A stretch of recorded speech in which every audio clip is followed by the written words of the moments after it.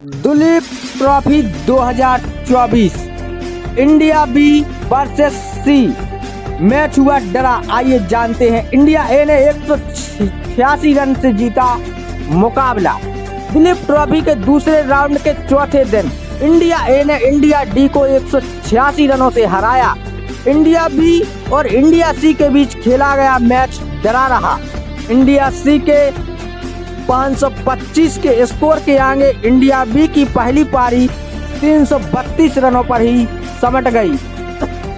Duleep trophy के दूसरे round के मैचों के नतीजे आ गए हैं।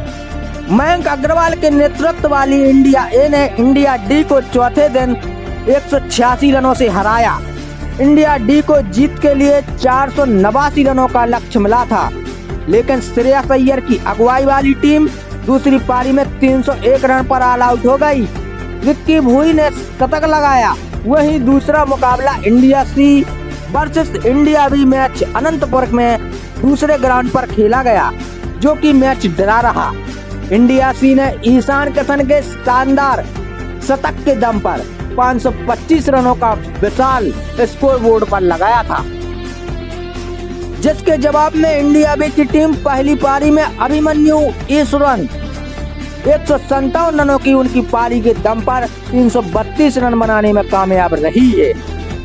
यहीं इंडिया बी और इंडिया सी के बीच मैच डरा रहा। इंडिया सी ने पहले पारी में 525 रन बनाए, जिसके जवाब में इंडिया बी ने 332 रन बनाए। इंडिया सी ने दूसरी पारी में 4 विकेट पर 128 के स्कोर पर पारी घोषित की, लेकिन मैच का नतीजा निकलने के कारण इसे ड्रा घोषित किया गया। वहीं दूसरे मैच में इंडिया ए ने डी को 186 रनों से हरा दिया। इंडिया के बल्लेबाज रिक्की भुई 195 गेंदों पर शानदार शतक लगाते हुए 113 रन बनाकर पवेलियन लौटे। रिक्की इंडिया डी की टीम के लिए आखिरी उम्मीद थे। टीम को इंडिया ए के खिलाफ जीत के लिए 212 रन चाहिए थे। इंडिया सी के कप्तान ऋतुराज गायकवाड़ ने इंडिया बी के खिलाफ दूसरी पारी में अर्धशतक लगाया। इंडिया डी के बल्लेबाज रिक्की भुई ने 170 गेंदों में शतक जड़ दिया है। भुई ने अपनी पारी में 3 छक्के और 13 चौके लगाए हैं। इंडिया ए के खिलाफ इंडिया डी की टीम ने चौथे दिन वापसी करते हुए जीत की तरफ कदम बढ़ाए हैं। हालांकि मंजिल दूर है। रिक्की भुई शतक के करीब गए।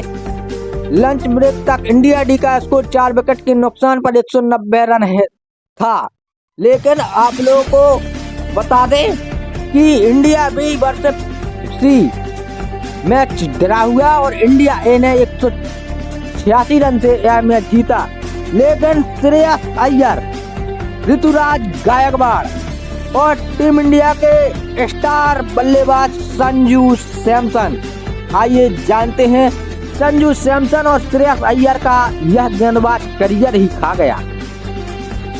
पहले श्रेयस अय्यर को शिकार किया, फिर संजू सैमसन का यह गेंदबाज दोनों दिग्गज का करियर खा गया।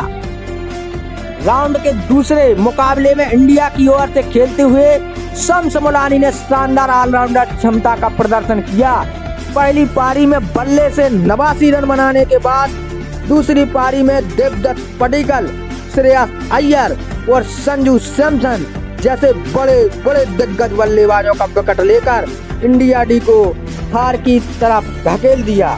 शम्स मुलानी इस बार दिलीप ट्रॉफी के मुकाबले से ज्यादा लुभा रहे। कारण साफ है कि एक दो नहीं बल्कि कई सितारे दम दिखा रहे हैं। बांग्लादेश के भारत दौरे से ठीक पहले शुरू हुए इस घरेलू टूर्नामेंट से कई खिलाड़ी नेशनल टीम में वापसी का रास्ता तलाश रहे।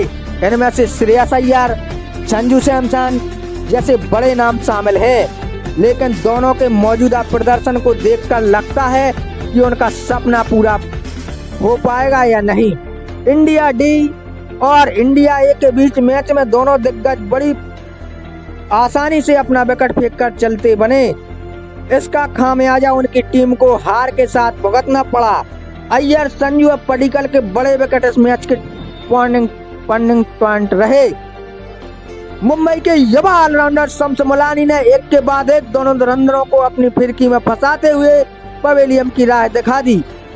गौर करने वाली बात तो यह है कि आउट होने से पहले संजू और श्रेयस अय्यर दोनों ही क्रीज पर ठीक ठाक समय गुजार चुके थे और बेहतरीन पारी खेल रहे थे, लेकिन हमेशा की तरह अच्छी शुरुआत को बड़े स्कोर में तब्दील नहीं कर पाए। मैच के चौथे और आखिरी दिन 488 रन के मुश्किल लक्ष्य का पीछा करने उतरी इंडिया डी मुश्किल में थी। एक छोर पर खड़े रिंकू भुई ने जरूर शतक जमाया और दूसरी छोर से विकेटों का पतन सिलसिला जारी रहा। इसी क्रम में देवदत्त पडिक्कल एक रन बनाकर क्लीन बोल्ड हुए और शम्स मुलानी ने उनका शिकार किया। पहले श्रेयस अय्यर 55 गेंद में 41 रन बनाकर खेल रहे थे और शम्स मुलानी ने उनका विकेट लिया। इसके बाद संजू सैमसन लग रहा था वह अच्छी पारी खेल रहे हैं और 45 गेंद में 40 रन की ताबड़तोड़ पारी उन्होंने जरूर खेली, जिसमें 3 बड़े बड़े छक्के भी शामिल थे।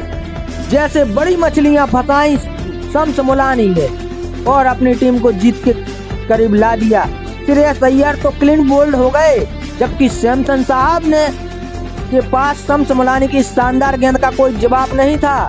उनका कैच विकेट कीपर कुशांग्र ने लपका। शम्स मुलानी विकेट देकर एक साथ जबरदस्त मिडल ऑर्डर बल्लेबाज हैं। जो संजू सैमसन है वह विकेट कीपर होने के साथ साथ एक मिडल ऑर्डर के शानदार जानदार बल्लेबाज हैं। पहली पारी में उन्होंने 89 रन बनाए थे, जिसने शम्स मुलानी ने, जबकि दूसरी पारी में उन्हें बैटिंग की जरूरत ही नहीं पड़ी क्योंकि इंडिया ए ने 383 के स्कोर पर अपनी पारी तीसरे ही दिन घोषित कर दी थी। तो संजू सैमसन, श्रेयस अय्यर और देवदत्त पडिक्कल और साथ में रिंकू सिंह, जी हाँ, केकेआर के स्टार खिलाड़ी और टीम इंडिया के हर मौला रिंकू सिंह, यह बड़े बड़े नाम कुछ खास कमाल नहीं कर पाए और सस्ते में निपट गए। देखना है कि इस तरह की परफॉर्मेंस के बाद क्या श्रेयस अय्यर और संजू सैमसन और देवदत्त पडिक्कल और रिंकू सिंह जैसे खिलाड़ियों को क्या टीम इंडिया में जगह मिलती है या फिर उन्हें अभी और इंतजार करना पड़ सकता है।